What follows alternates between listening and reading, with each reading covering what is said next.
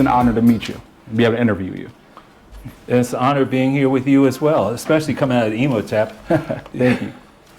So I just have a couple questions for you. You okay with answering?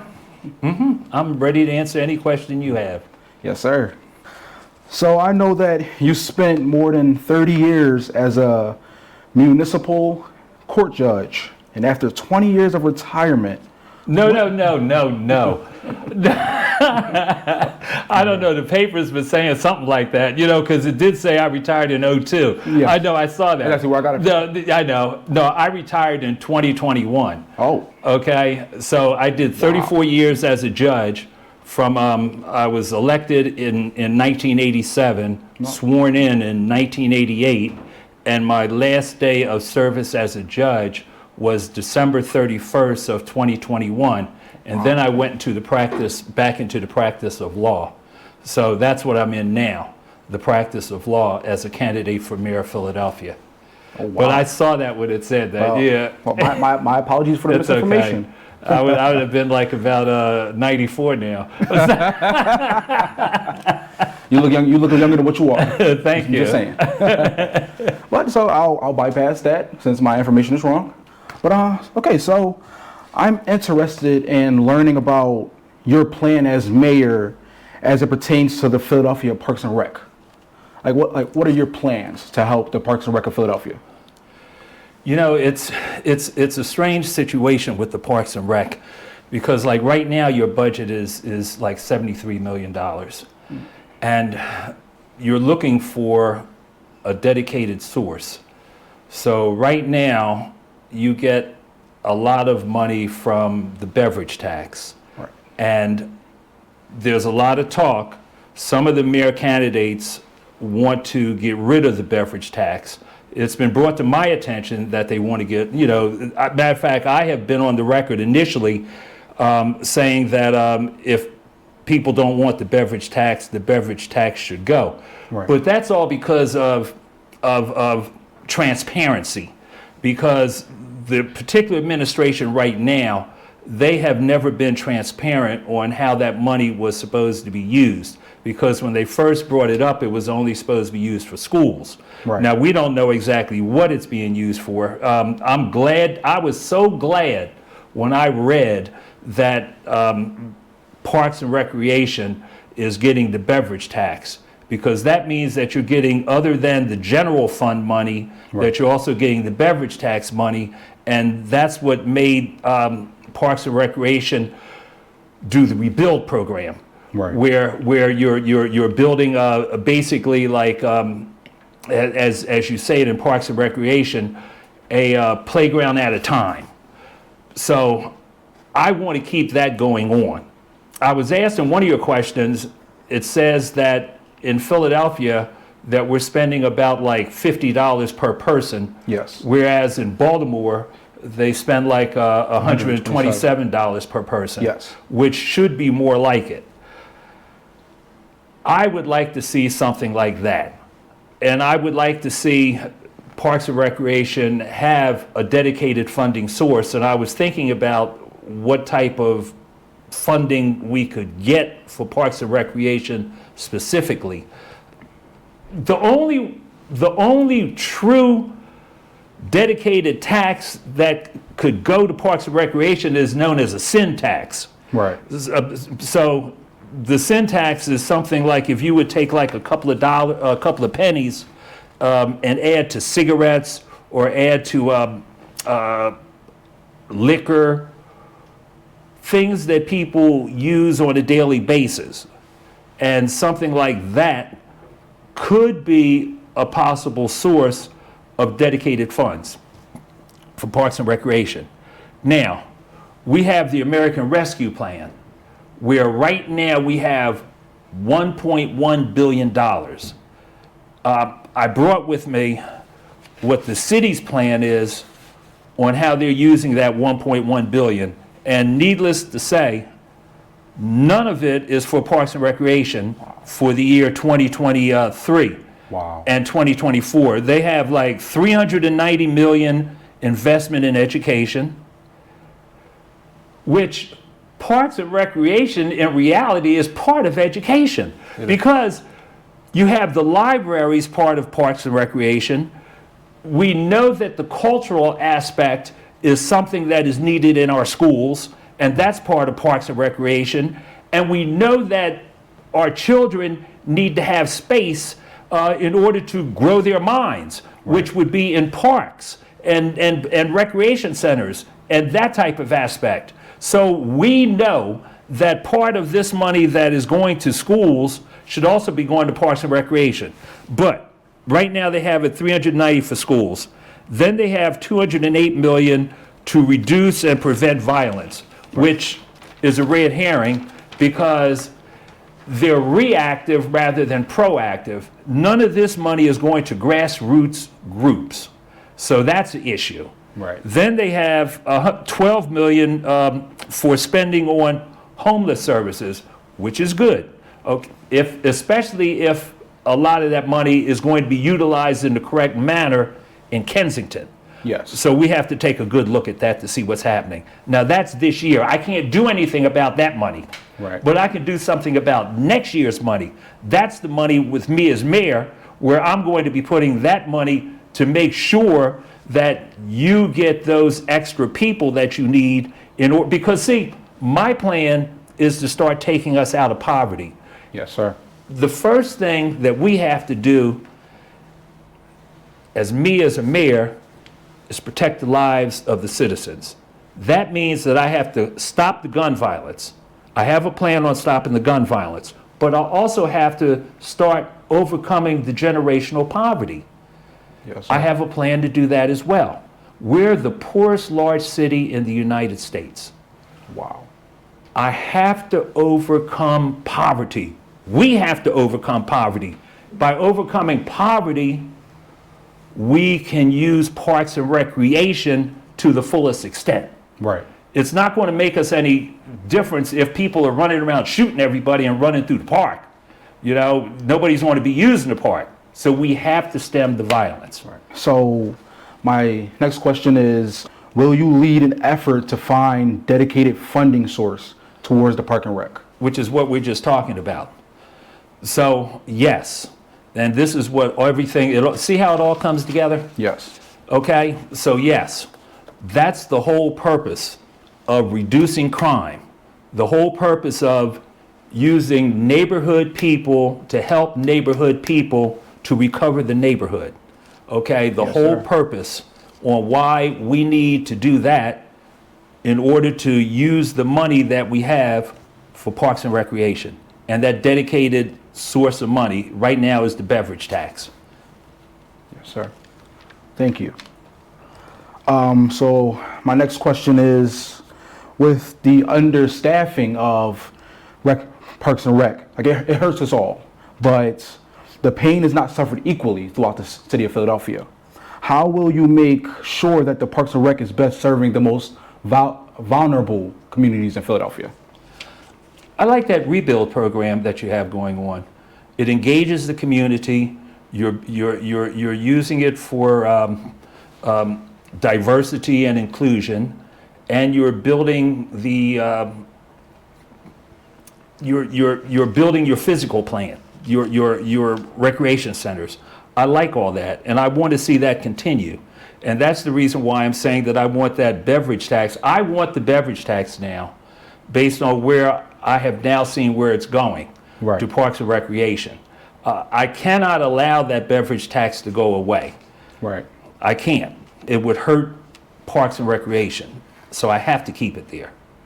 What qualities are you looking for in your Parks and Rec commissioners? How will you choose your commissioners of the Parks and Rec in Philadelphia? Is there something wrong with Miss Ott?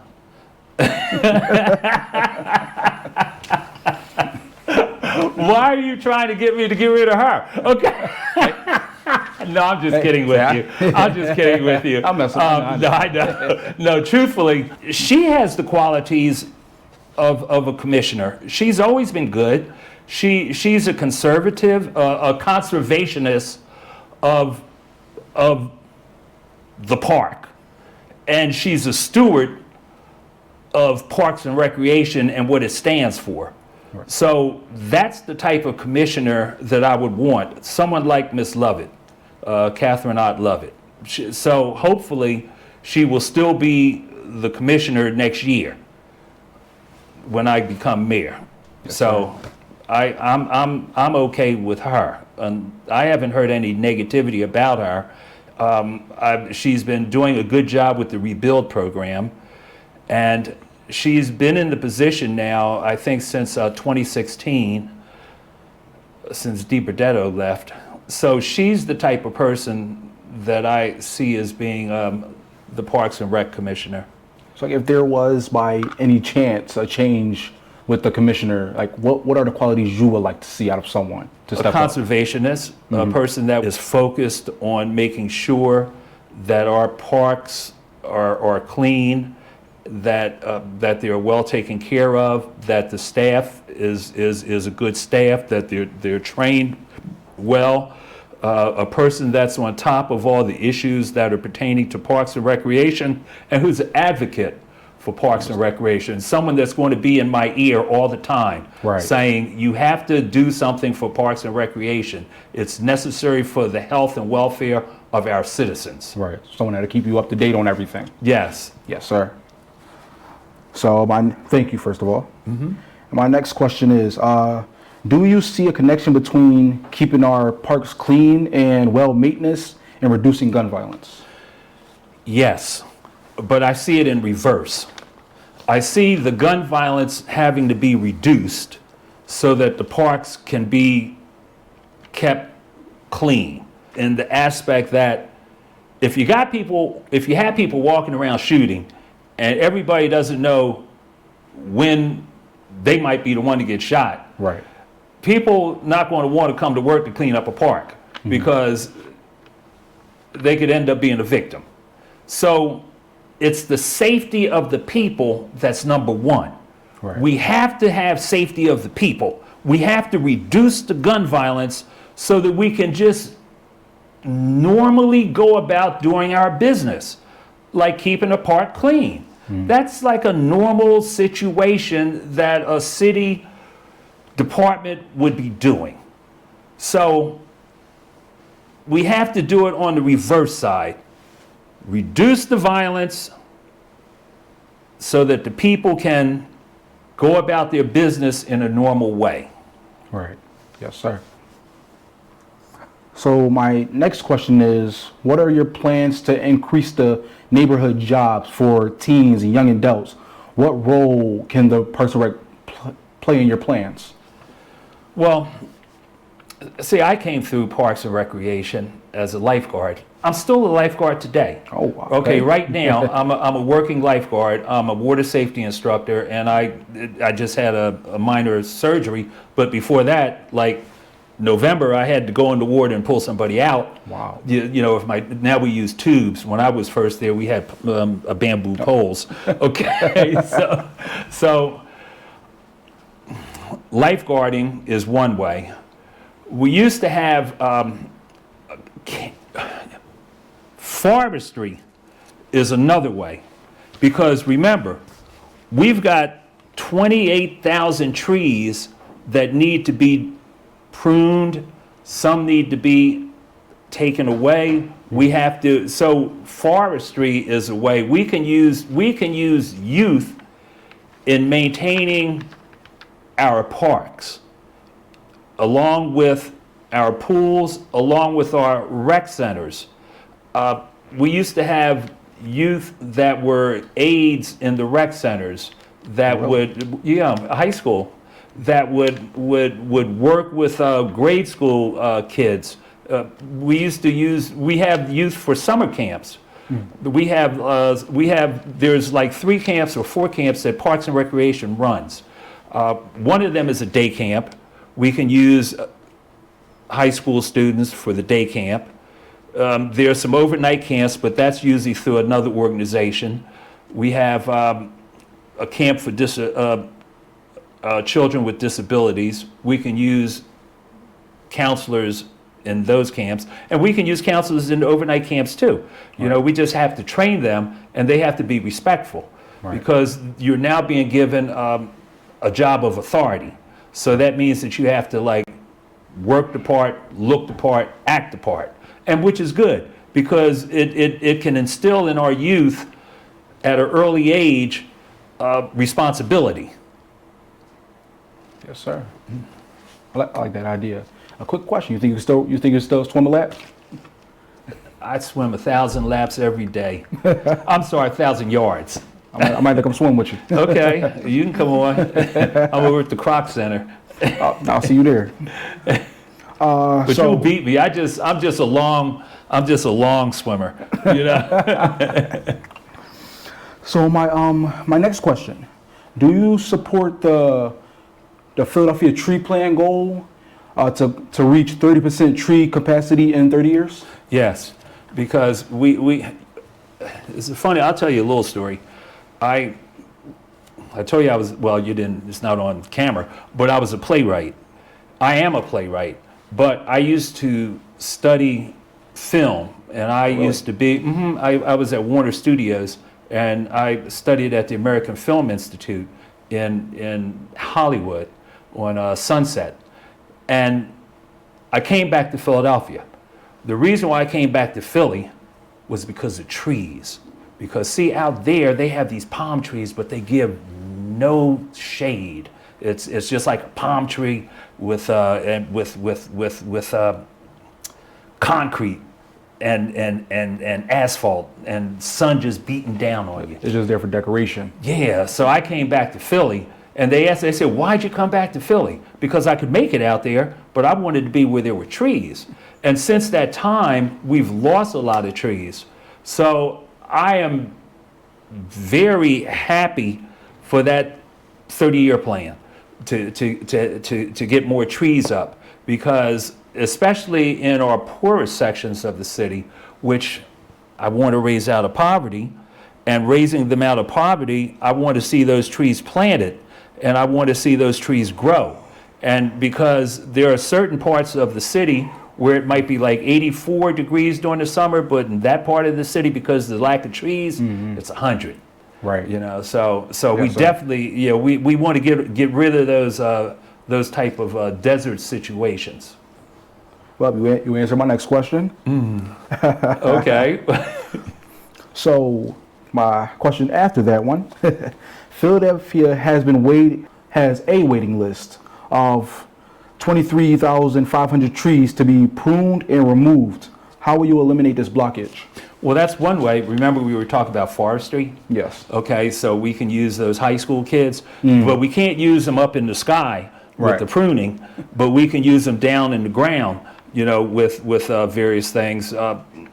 Youth Conservation Corps, or Youth Forestry Corps, where we'd put them to work to do certain things. Certain trees would have to come down. Right. With the right supervision, not the bigger trees, but smaller trees, they could actually learn how to take a tree down, you know, that needs to come down. But we can only do it a little bit at a time, because the number 28,000 is a lot. It is. So again, we'd have to come up with a program similar to that 30-year program. Yes. Part of that 30-year program, we might have to knock out like maybe about 800 trees a year, you know, pruning a minimum, to go along with that 30. Right. You know, while we're building, we're knocking out, you know, the ones that need to go.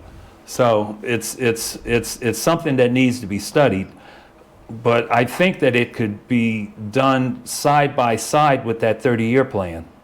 What will you do about the short dumping in parks and recreation lots? You know, that's a problem, but the funny thing is that the administration right now put $4 million in the budget specifically to go after those who short dump. Really? Yeah. Oh, wow. Which is really, they're already ready for it, really. Yeah. So at one time, what we used to have were dedicated police officers that their whole job was to go after short dumpers, and we're going to go there again. We have to go there again, and with that $4 million, and that's a source of income. Okay, you know. we can find those people really good and be on them about that. That short dumping is a situation that we did put money in the budget for. So we're going specifically after that. I understand. Yeah, we have to keep a clean city as much as possible. Right. So the money is there to start taking care of that problem.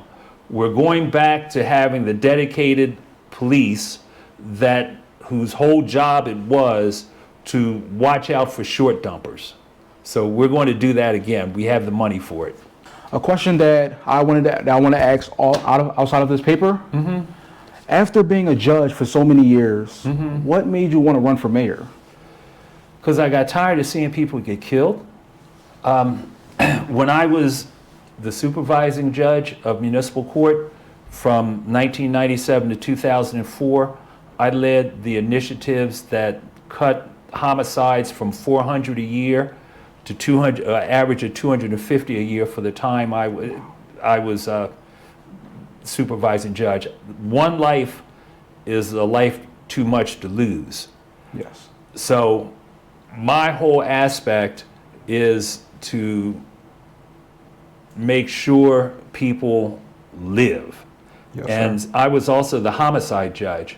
So for 34 years, I see people getting killed.